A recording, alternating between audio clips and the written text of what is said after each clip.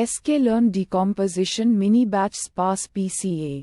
Description: mini-batch sparse PCA implements a sparse principal components analysis PCA using a mini-batch approach to reduce memory consumption. It works by iteratively selecting subsets of the data mini-batches and updating the model on those subsets, instead of processing the entire dataset at once. This makes it suitable for large datasets where processing the entire dataset at once is impractical or computationally expensive. By promoting sparsity, mini-batch sparse PCA seeks to identify the most significant features contributing to the principal components, leading to more interpretable results. Inputs: X, the data matrix of shape and samples. N, features. Each row represents a sample, and each column represents a feature.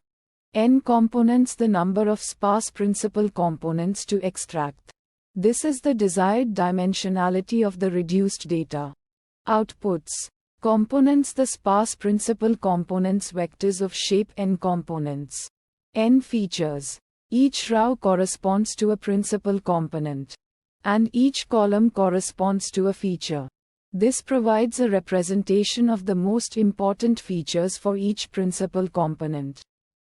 Explained variance: the amount of variance explained by each of the selected components. This gives insight into the proportion of the total variance captured by each component.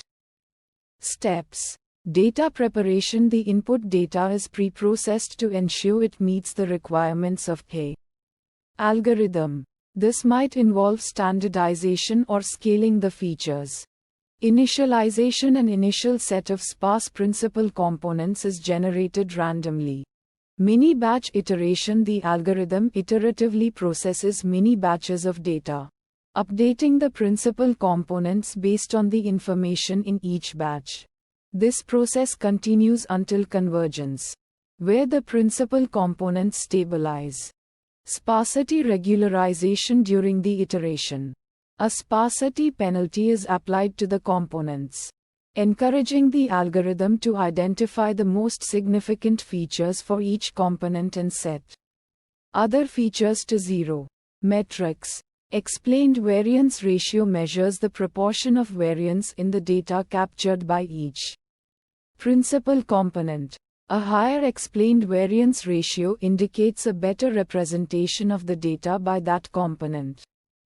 Sparsity indicates the proportion of zero elements in the principal component vectors. A higher sparsity value suggests a more interpretable solution, as fewer features contribute to each component. Visualization plots: scree-plot visualizes the explained variance ratio for each principal component.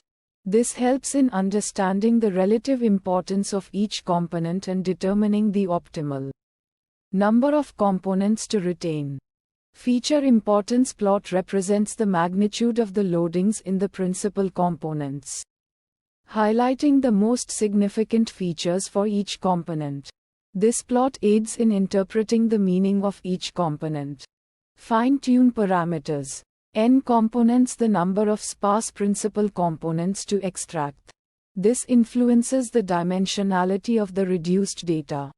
Alpha, the sparsity controlling parameter. A higher value promotes stronger sparsity, leading to fewer non-zero elements in the components. Batch size, the number of samples in each mini-batch.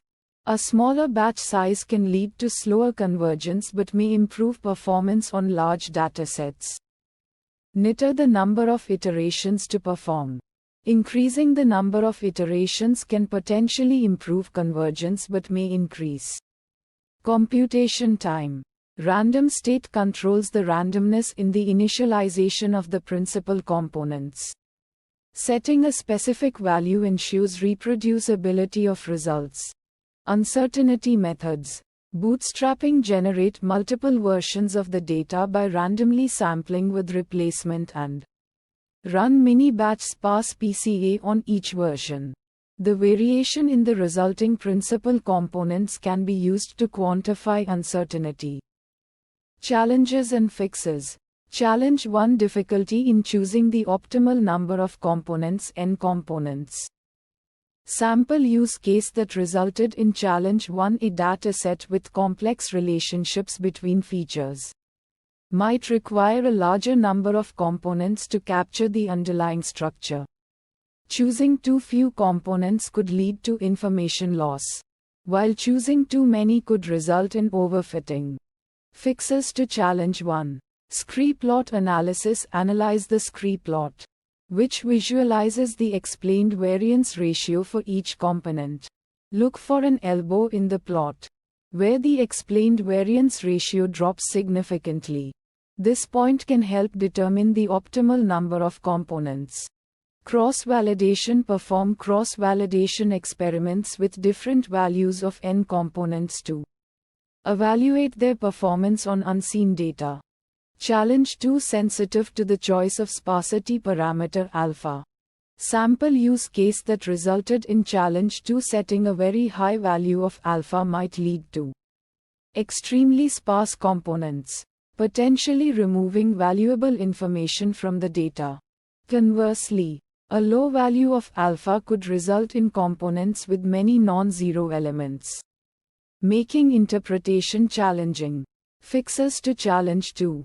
Grid search. Conduct the grid search over a range of alpha values to find the optimal value that balances sparsity and performance.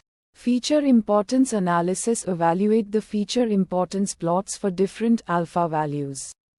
Analyze how the feature weights change with varying sparsity and choose the value that best captures the relevant features. Challenge 3: convergence issues. The algorithm might not converge properly, especially when dealing with large datasets or highly correlated features. Sample use case that resulted in challenge 3: processing a dataset with millions of samples and thousands of features may lead to slow convergence or potentially fail to converge at all. Fixes to challenge 3. Increase the number of iterations. Nitter. Increase the number of iterations to allow the algorithm more time to converge. Reduce batch size. Batch size. Decreasing the batch size might improve convergence by providing more frequent updates to the model. Preprocessing. Perform appropriate preprocessing steps, such as standardization or scaling, to improve data quality and potentially facilitate faster convergence. Alternative algorithms. Consider alternative dimensionality reduction techniques like PCA or truncated SVD, which might be more robust to convergence issues.